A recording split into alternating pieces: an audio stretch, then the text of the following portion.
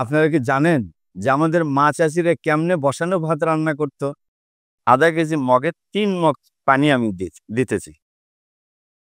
আধা কেজি চালে মাপে ১.৫ কেজি পানি, অতএব হাফ কেজি চালে ৩ গুণ পানি। এই হলো ১.৫ কেজি পানি। আপনারা চাইলে এই যে আঙ্গুল আছে, এই আঙ্গুলের মাপ দিয়েও আপনি পানিটারে দেখতে পারেন। এই ২ দাগের মাঝখান পর্যন্ত দেবেন। এই যে মাছ, এইভাবে দেখবেন। বাস আপনার মাপ মতো হয়ে যাবে। এই যে আমার ভাত কিন্তু বলক এসে গেছে।